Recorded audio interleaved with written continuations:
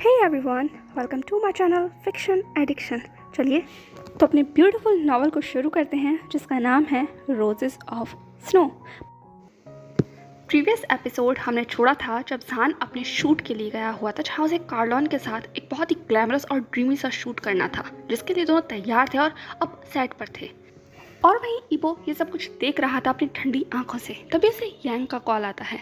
अब उसके आगे जैसे ही यांग ने कहा वो ये क्या हो रहा है, सेट तो सच में खूबसूरत है और दोनों कैरेक्टर भी बिल्कुल किसी ड्रीमी लैंड की तरह लग रहा है। इबो, तुम्हारा हस्बैंड तो बहुत बहुत ब्यूटीफुल लग रहा है। ये कहते हुए यांग की आवाज़ भी बिल्कुल ड्रीमी साउंड कर रही थी और इबो को और ज़्यादा फ्रस्ट्रेशन और इरिटेशन हो रही थी।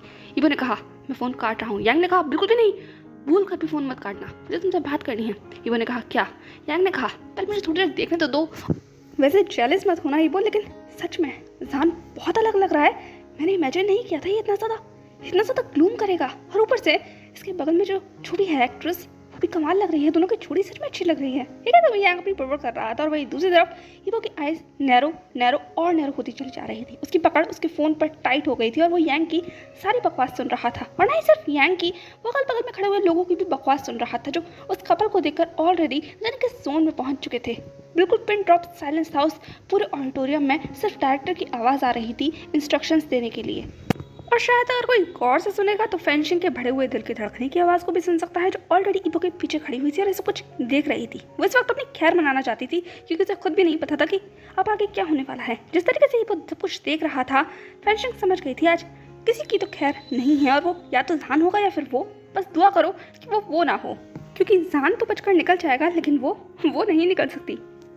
तभी डायरेक्टर की आवाज़ आती है, हे न्यू बॉय, हाँ तुम थोड़ा झुको, कार्लोन के करीब जाओ और अपने फेशियल एक्सप्रेशन को थोड़ा सा सॉफ्ट और रोमांटिक रखो। थोड़ा सेंशुअल वाइब आनी चाहिए, बहुत इरोटिक नहीं लगना चाहिए, लेकिन हाँ रोमांटिक लगना चाहिए।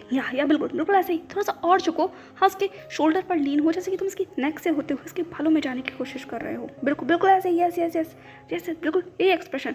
हाँ कार्लोन, थोड़ा सा तुम भी, यस वेट।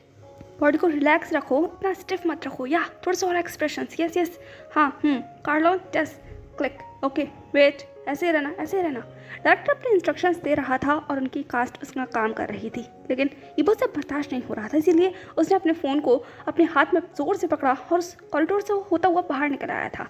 बेशक यांग कितना भी चिल्ला रहा हो, पर इबो पर इसका कोई फर्क नहीं पड़ने वाला था। वो बस बाहर आ गया था ठंडी हवा में सांस लेने के लिए, और इन सबसे थोड़ा दूर, उन अंधेरों से, उन बातों से और उस सीन से। फाइनली जैसे ही वो बाहर आता है, यांग ने चिल्लाते हुए कहा, यू मुझे शूटिंग देखनी थी, तुम क्या कर रहे हो इबो? यू डम, seriously pathetic, jealous, typical husband. ये कहते हुए यांग बड़बड़ कर रहा था। फाइनली इबो ने यांग की तरफ घूर कर देखा। यांग ने कहा क्या हमेशा मुझे आगे क्यों दिखा रहे हो? इबो ने कहा तुम क्या चाहते हो? यांग ने कहा मैं सिर्फ देखना चाहता था। इबो ने कहा सच बताओ तुम क्या चाहते हो? यांग ने कहा बोला तो मैं देखना चाहता था। इबो ने कहा मैं फ़ोन काट रहा हूँ। यांग ने कहा ओके रुको, वेट, तुम्हारी मेंटली स्टेट को चेक करना चाहता था, ओके? और जैसा मैंने सोचा था बिल्कुल वैसा ही हुआ। तुम जेलस हो, है ना?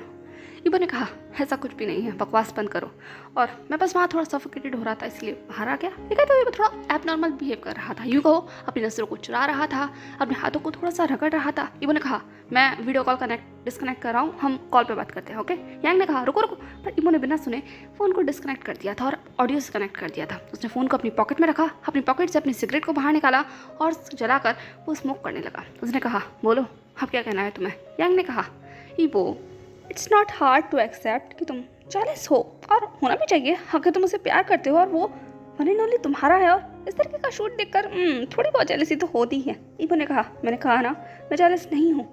यांग ने कहा जेलस नहीं हो तो फिर स्मोक क्यों कर रहे हो? जैसे ही यांग ने ये बात कही, एकाएक इब का हाथ बीच में ही रुक गया, जैसे कि वो सोच रहा हो तुम्हें कैसे पता? यांग ने कहा तुम्हें बहुत अच्छे से जानता हूँ, तुमने फ़ोन इसीलिए डिस्कनेक्ट किया ताकि मैं तुम्हें देख ना सकूं। लेकिन इबो, हाई नो तुम स्ट्रेस आउट हो, लेकिन क्यों? क्या तुम्हें बिलीव नहीं है, भरोसा नहीं है उस पर? या आज उसे इतनी भीड़ में खड़ा हुआ देखकर खुद को अनजान जैसा महसूस कर रहे थे उसके लिए? या फिर? पर इससे पहले कि यांग कुछ भी कहता, इबो ने एक सरल और सीधा जवाब दिया। यांग, रिलेशनशिप में एक्सेप्टेंस और फ्रीडम यही सबसे इम्पॉर्टेंट चीज़ है। मेरे मॉम डैड ने हमेशा से मुझे सिखाया है। हाँ वो बात अलग है कि लोग मुझे इमोशनलेस कहते हैं और मैं भी ये मानता हूँ कि मैं लोगों को बहुत अच्छे से समझ नहीं सकता, लेकिन किसी भी रिलेशनशिप को चलाने के लिए यही 2 चीज़ सबसे इम्पॉर्टेंट है और मैं इस चीज़ के मायने समझता हूँ। अगर मैंने उसे अभी रोक लिया या मैंने उसके ऊपर ज़ोर ज़बरदस्ती करने की कोशिश की तो आई डोंट थिंक वो आगे बढ़ पाएगा और मैं उसे आगे बढ़ते हुए देखना चाहता हूँ।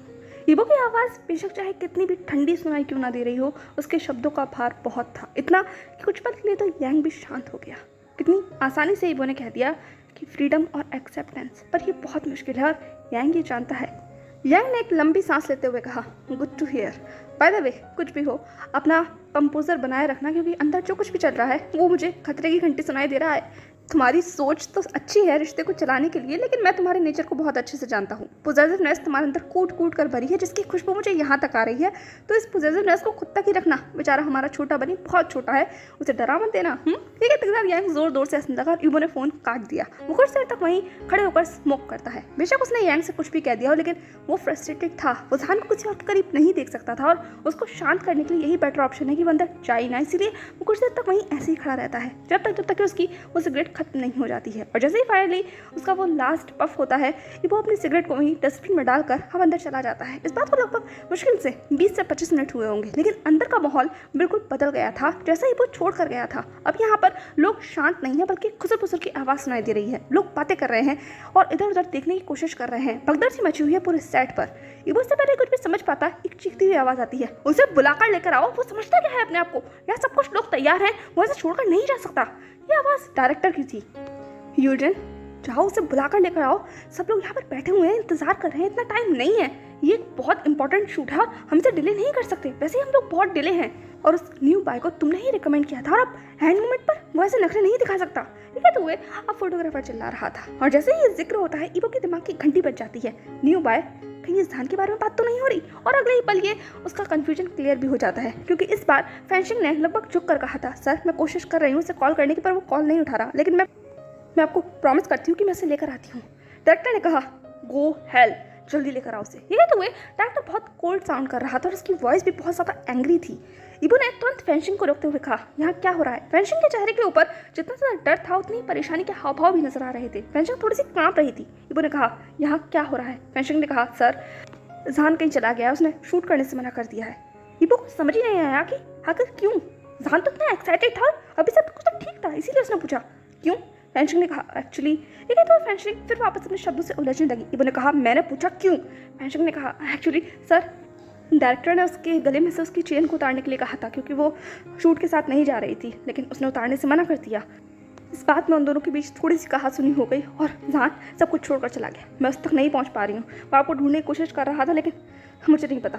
सर मैं उसको ढूंढ कर लाती हूँ, आप यहीं रुकिए। ईबो ने कहा, तुम लोगों मैं जाता हूँ। फैंशिंग ने कहा, क्या आपको पता है वो कहाँ है। ईबो ने कहा, तुमसे बेहतर। ठीक है। तो ईबो वहीं उसे छोड़कर जा चुका था। फैंशिंग को नहीं पता था कि ईबो कहाँ जा रहा है, लेकिन उसे पता था वो उसे ढूंढ लेगा, इसीलिए वो बस वहीं खड़ी हो गई।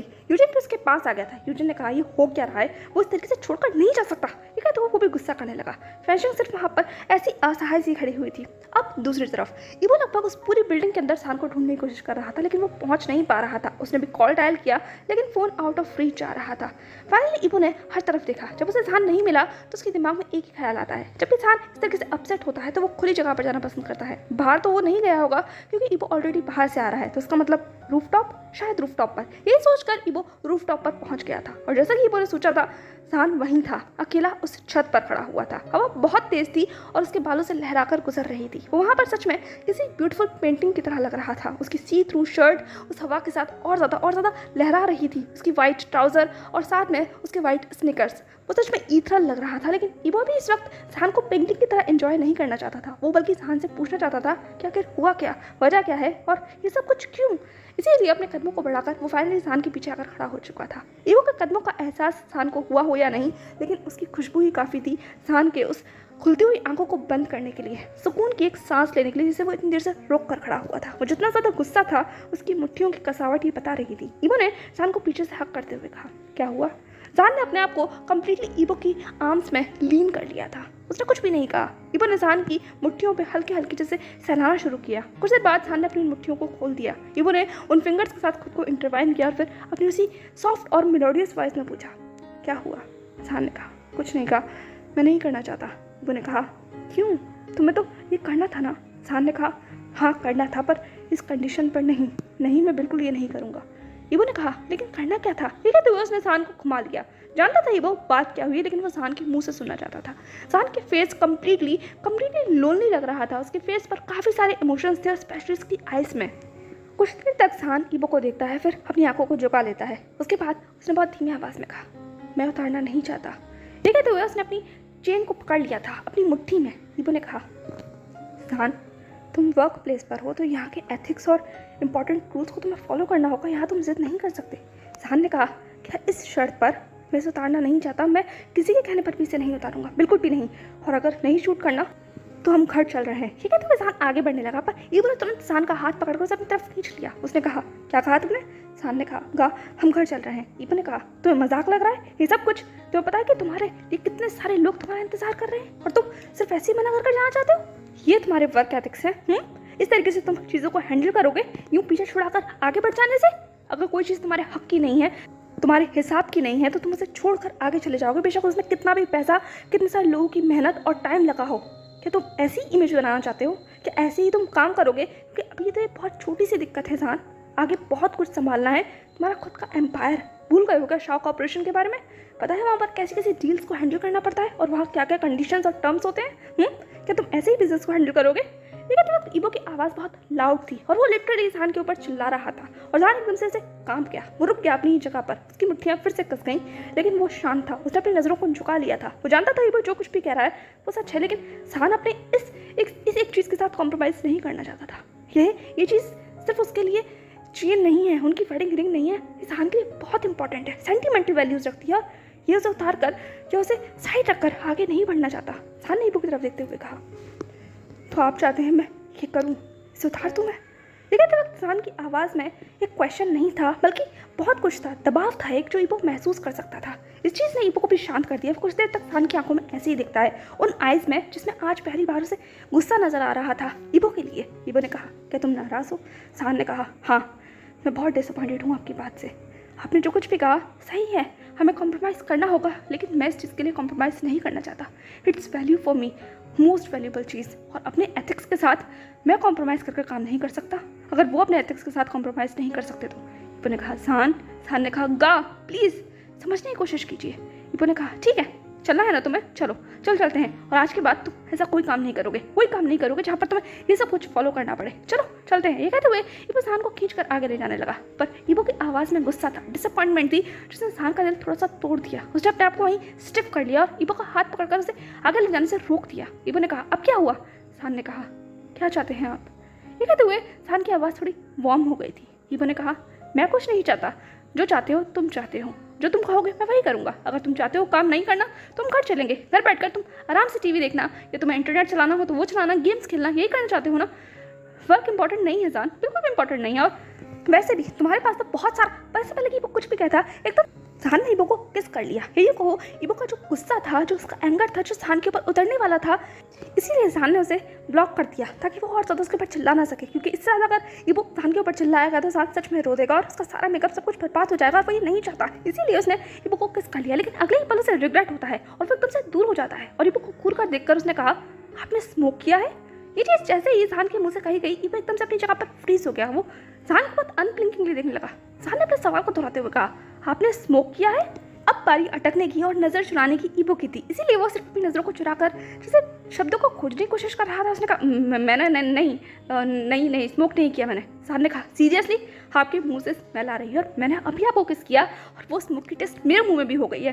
अब आप उसे झूठ बोलेंगे? अभी आप मुझ पर चिल्ला रहे थे और अब आप क्या कर रहे हैं? हाँ आप स्मोक कर रहे हैं? ये तो आज से पहले आपने कभी नहीं किया और ये फर्स्ट टाइम है जब मैं आपको ऐसा कुछ करते हुए देख रहा हूँ। How can you? देखिए तो सान लिटरली ईबो को डांट रहा था, और ये पहली बार था जब सान को ईबो ने इतना गुस्से में देखा हो उस रात के बाद से। सान ने कहा, आपने स्मोक क्यों किया?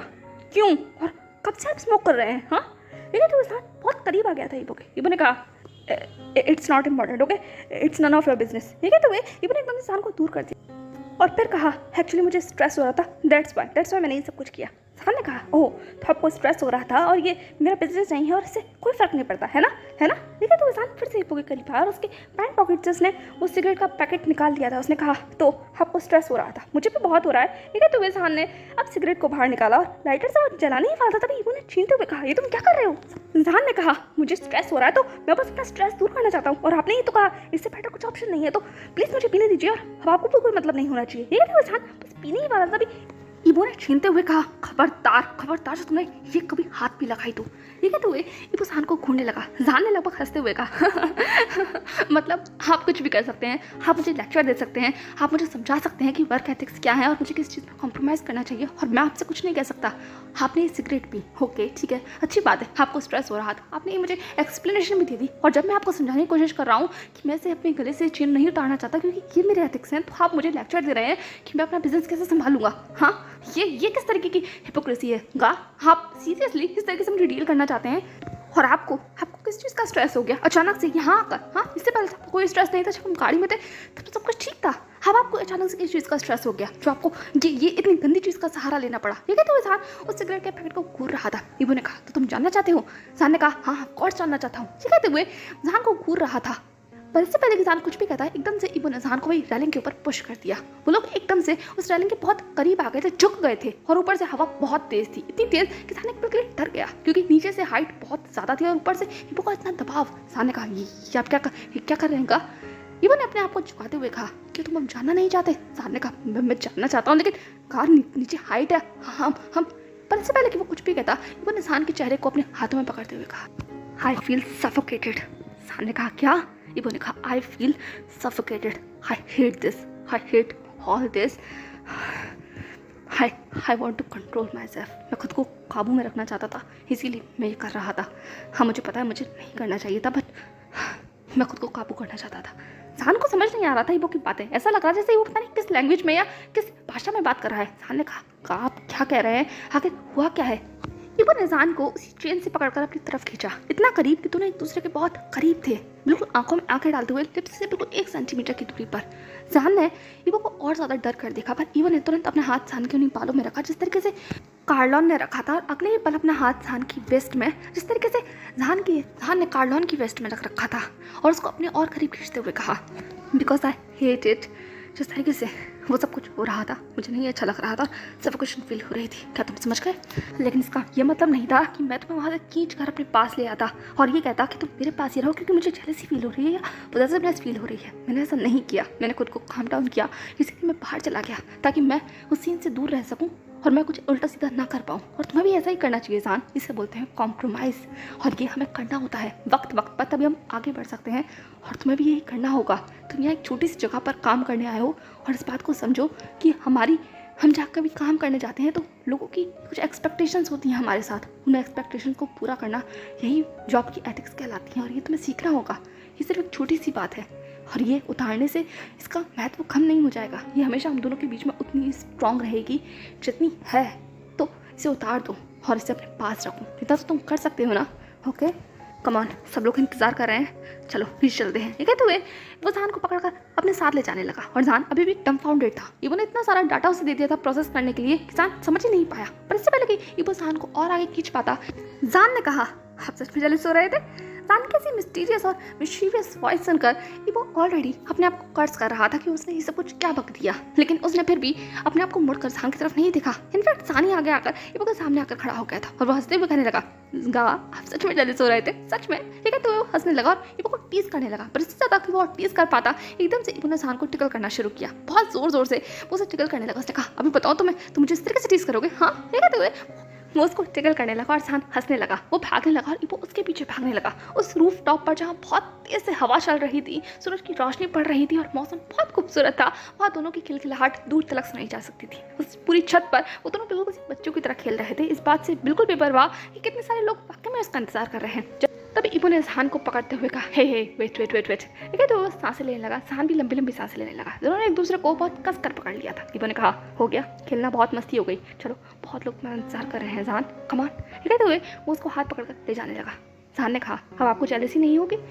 इबो ने जान को गर्दन से पकड़ा और अपनी तरफ खींचा।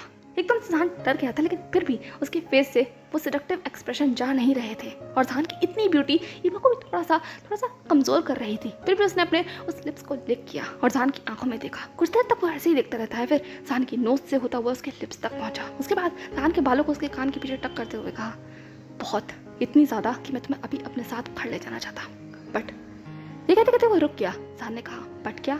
ईबो ने कहा, अभी काम ज़रूरी है तो लेट्स गो, इसके बाद घर जाकर देखता हूँ मुझे तुमसे किस तरीके से बदला लेना है। ओके चलो। एक साथ फाइनली वो उसको नीचे उतार कर ले आया था और अब शूट शुरू हो जाता है। डायरेक्टर 2-4 बातें जहान को सुनाता है और जहान कंप्लीटली बुक कर उससे माफ़ी मांगता है। पर फाइनली इतना सब कुछ हो जाने के बाद शूट शुरू होता है और इस बार जहान पूरा ध्यान दे रहा था। इनफैक्ट ये बात अलग है कि उसका ध्यान कार्लोन पे कम अब ईबो के ज़्यादा था। ईबो जो उसके सामने खड़ा हुआ था और उससे देख रहा था अपनी उस इंटेंस निगाहों से और जहान भी उसी इंटेंसिटी के साथ ईबो को देख रहा था। वो शूट बहुत अच्छे से जाता है और डायरेक्टर का जो भी गुस्सा था जहान के ऊपर वो उसके काम से कहीं ना कहीं हद तक दूर हो जाता है, क्योंकि जहान का वर्क सच में एक्सीलेंट था। जहान के काम करने में या उसके साथ काम करने में डायरेक्टर को थोड़ी सी तो प्रॉब्लम हुई थी, लेकिन अब पूरे दिन सब कुछ सॉर्ट आउट रहा, क्योंकि वर्क में डायरेक्टर को भी कंप्लेंट नहीं हुई। वो शूट आराम से हो जाता है और पूरे दिन ऐसे ही बीत जाता है। शूट खत्म होते होते फाइनली ईबो और जहान कार में थे और घर लौट रहे थे। जहान अच्छे मूड में था, ईबो भी कहीं ना कहीं अपने आप को रिलैक्स महसूस कर रहा था। हाँ, उसके दिमाग में एक ही बात गूंज रही थी, फ्रीडम और एक्सेप्टेंस। उसे एक्सेप्ट करना होगा। अभी बहुत कम लोग हैं, अभी तो बहुत सारे लोग आएंगे ज़िंदगी में और ईबो को सीखना होगा जहान को अकेले जाने देना, उसके साथ जब ज़रूरत हो तब चलना और वरना उसका हमेशा सपोर्ट सिस्टम बने रहना। यही सारा मंत्र ट्रेंड करते करते फाइनली वो लोग घर पहुंच गए थे। खाना खाकर अब वो लोग बेडरूम में आ गए थे, लेकिन जहान तो अंदर चला गया। ईबो डोर पर ही खड़ा हुआ था। उसके दिमाग में बहुत कुछ चल रहा था, इसीलिए वो अंदर जाने की हिम्मत नहीं कर पा रहा था। जहान ने कहा, आप अंदर नहीं आ रहे? ठीक है, तो जहान पूछने लगा। वो ईबो को देख रहा था। ईबो ने कहा, मैं आ जाऊँगा, मैं अभी स्टडी में हूँ, ओके, मुझे कुछ काम करना है तो तुम जाओ। ठीक है, तो हुए मैंने जहान की कोई बात सुनी हुई, ईबो ऑलरेडी स्टडी में जा चुका था और जहान बस उसे डम्फाउंडेडली देखता रहा। उसने सोचा, हाँ शायद का कोई काम होगा। वैसे भी आज पूरे दिन उसके साथ था, इसलिए जहान ने ज़्यादा कोई ध्यान नहीं दिया और वो अपना शावर लेकर अपने बेड पर आ गया था। कुछ देर तक वो अपना फ़ोन चलाता है, जी से बात करता है। उसके बाद वो ईबो को भी कॉल कर पूछता है, गा आप आ नहीं रहे? लेकिन ईबो ने कहा कि उसे काम है और जहान थोड़ी देर वहाँ लेट जाए, उसके बाद ईबो आ जाएगा। जहान बेड पर लेट गया था। पूरे दिन का वो थका हुआ था, इसीलिए कब उसकी आंख लग जाती है इसका उसे भी पता नहीं चलता। लेकिन जैसे ही उसकी आंख लगी और वो कुछ गहरी नींद में पहुंचा, अचानक से उसे एक ड्रीम आना शुरू होता है। उस ड्रीम, वो सिर्फ ड्रीम नहीं था, इनफैक्ट बहुत सेंशुअल सा ड्रीम था, जिसमें जहान अपने आप को ईबो के साथ इमेजिन कर रहा था। वो कुछ सेक्सुअल एक्टिविटी कर रहे थे, जिसमें ईबो की मौन को वो सुन सकता था, खुद की आवाज़ को भी सुन सकता था। वो बहुत ज़्यादा सेक्सुअल चीज़ थी। इंटरकोर्स बहुत ज़्यादा रफ था, लेकिन जहान उसे एंजॉय कर रहा था। ईबो की आवाज़ से भी जहान को ऐसा लग रहा था कि वो एंजॉय कर रहा है। दोनों की बॉडी टैंगल्ड है, पसीना है और भी बहुत कुछ है जो जहान फील कर पा रहा था। और उस ड्रीम में जहान को लिटरली ऐसा लग रहा था जैसे कि सब कुछ रियलिटी में हो रहा हो। और जैसे जैसे वो ड्रीम बढ़ता चला जा रहा था, जहान की पूरी बॉडी के ऊपर भी पसीना आता जा रहा था, उसकी सांसें हैवी हो गई थी। और अगले ही पल जैसे ही जहान ने ईबो की आवाज़ सुनी, जहान के नाम से मौन करते हुए जहान एकदम से डरकर अपनी जगह पर उठ गया। उसका सपना वो टूट गया था। जहान लंबी लंबी सांसें ले रहा था। कमरा पूरी तरीके से अंधेरे में डूबा हुआ था और वो अकेला था उस बेड पर, लेकिन वो कांप रहा था, क्योंकि जो कुछ भी उसने अभी सपने में देखा था वो बहुत अलग था, बहुत अजीब था। एक सेक्सुअल ड्रीम था, एक वेट ड्रीम। और इस चीज़ ने कहीं ना कहीं हद तक जहान को डरा दिया। उसने अपने दिल पर हाथ रखते हुए जैसे अपने आप में ही कहा, ये सब कुछ क्या था? हाँ, ये सब ये क्या? तो मैं डर गया, क्योंकि उस चीज़ में सब कुछ रियल लग रहा था। सब कुछ जहान का इस तरीके से कराना, ईबो का जहान को पुकारना, जहान का फोर्स करना, हाथों को इंटरवाइन करना, वो पसीना जो जहान महसूस कर सकता था, वो आवाज़ें वो जहान अभी भी सुन सकता है। इसीलिए जहान सोच रहा था कि सच था या वो ड्रीम था, लेकिन रियलिटी नहीं थी। वो सच में एक सपना ही था। जहान ने कहा, ये सब कुछ क्यों हुआ? लेकिन एक साथ वो अपने बेड से उतर गया, लेकिन उसने जब अपनी बॉडी की हालत को देखा तो वो सच में लिटरली बहुत ज़्यादा अराउज्ड था। जहान ने अपने आप को इस तरीके से देखकर बहुत अशेम्ड फील किया। उसे एम्बैरेसमेंट हो रही थी। वो तो अच्छा है कि वो उस वक्त यहाँ नहीं है। जहान ने वही बगल में खड़ी में अपना टाइम देखा तो 2 बज रहे थे। जहान ने कहा, सीरियसली? हाँ, ये क्या है? ये कहते साथ जहान तुरंत वॉशरूम की तरफ भागा कि वो नहीं चाहता था कि ईबो गलती से भी जहान को इस हालत में देख ले, इसीलिए उसको अपने आप को काम डाउन करना है। वॉशरूम में जाते सारी उसने शावर ऑन किया और वो शावर के नीचे खड़ा हो गया। उसका पूरा जिस्म अभी भी कांप रहा था, सांसें भारी थी, लेकिन उसकी बॉडी सच में अराउज्ड थी, इसीलिए वो खुद को काम डाउन करना चाहता था। जहान को नहीं पता उसकी बॉडी के साथ ऐसा क्यों हुआ। अपने पूरे 17 ईयर्स में उसने फर्स्ट टाइम कुछ ऐसा ड्रीम देखा है। वो जानता है, उसने सुना है बैड ड्रीम्स आते हैं जब प्यूबर्टी हिट होती है, लेकिन जहान का प्यूबर्टी का टाइम तो निकल गया, चल रहा है। जहान को खुद ही नहीं पता था, इसीलिए वो खुद को काम डाउन करने लगा। वो वही ड्रीम के साथ इमेजिन कर खुद को रिलैक्स कर रहा था। वही सब कुछ उसके दिमाग में, उसके कानों में चल रहा था, पर उसे ये समझ नहीं आ रहा था इस ड्रीम का सेंस क्या है। लेकिन फाइनली वो कुछ देर बाद खुद को काम डाउन कर लेता है और इस चीज़ में लगभग उसे आधे से पौन घंटा लगा होगा। लेकिन जैसे ही वो शावर खत्म कर बाहर आता है तो बाहर अब इबो आ गया था, जो ऑलरेडी उस रूम के बीचों बीच खड़ा हुआ था। जहान ने कहा, गा, इबो ने कहा, तुम्हें क्या हुआ था, तुम इतनी लेट नाइट शावर क्यों ले रहे हो? जहान के पास इस चीज़ का जवाब नहीं था और वो बस अपनी जगह पर जैसे खड़ा हो गया, स्टंट। इबो ने कहा, हुआ क्या है? जहान ने कहा, कुछ नहीं कहा। पर इबो जहान को छोड़ने नहीं वाला था और ये बात जहान जानता था, और कैसे छोड़ सकता था। घड़ी में लगभग 3 बजे का टाइम हो रहा है और कोई वॉशरूम से इस तरीके से नहा कर बाहर आए तो ऑफ कोर्स सामने वाला तो पूछेगा ही। लेकिन जहान को ये बात को बढ़ाना नहीं था, क्योंकि जितनी ज़्यादा बढ़ी जाएगी बात उतनी ज़्यादा एम्बेरसमेंट होगी। इसीलिए उसने बात को पलटते हुए कहा, गा, आप कहाँ थे? आप क्यों वापस आ रहे हैं? मतलब इतनी देर से आप कर क्या रहे थे? देखा तो जहान ने शब्दों की और क्वेश्चंस की बम्बार्डिंग कर दी थी। ये कहते हुए वो इबो के पास भी आ गया था। उसके बालों से अभी भी पानी लुढ़क रहा था, चेहरा अभी भी पूरी तरह से गीला था और पिंकिश हो रहा था, क्योंकि वो अभी भी बहुत कोल्ड शावर लेकर आया था। और ऊपर से उसकी बॉडी से आती हुई वो फ्रेग्रेंस जो इबो के लिए काफ़ी थी उसके सेंसेस को नॉकआउट करने के लिए। सो हे एवरीवन, कैसा लगा आपको आज का चैप्टर? शायद मैंने आपको बोर ना किया हो। खैर, मुझे बताइएगा आपको आज का चैप्टर कैसा लगा और आपको क्या लगता है आगे क्या होने वाला है। अभी तो शुरुआत है। इबो ने कह तो दिया है बहुत आसानी के साथ कि उसको फ्रीडम देनी है और सब कुछ एक्सेप्ट करना है, लेकिन आगे के जैसे जैसे शूट बढ़ेगा कि वो एक्सेप्ट कर पाएगा, क्योंकि अभी उसका सेंस हिला हुआ है और जहान की हरकतें उसे और ज़्यादा पागल कर रही हैं। वैसे भी आजकल जहान भी किसी अलग ही दुनिया में जा रहा है, उसके साथ भी जो कुछ भी हो रहा है उसे भी हैंडल करना मुश्किल हो रहा है। और अब ये बैड ड्रीम, ये ड्रीम जहान को कहाँ से कहाँ तक लेकर जाता है? ये जहान का सिर्फ ड्रीम था या कुछ ऐसा था जो जहान भूल गया है और जहान को याद आना ज़रूरी है? देखते हैं जहान को कब याद आता है और आगे क्या होता है। बाकी मिलते हैं नेक्स्ट पार्ट में, तब तक के लिए बाय। और हाँ, वीडियो को प्लीज़ लाइक कर दिया कीजिए और अपने कमेंट्स मेरे साथ शेयर कीजिए ताकि मुझे भी समझ में आता है कि आप लोगों को स्टोरी लाइन अच्छी लग रही है। ओके, प्लीज़ कमेंट के थ्रू मुझे बताइएगा कि स्टोरी लाइन आपको ठीक लग रही है या नहीं, कहीं आप बोर तो नहीं हो रहे हैं। और बाकी सेकंड चैनल पर मैं बहुत जल्द नॉवल को शुरू करूँगी, तो वेट फॉर मी, कल या फिर मंडे को। Okay, bye bye.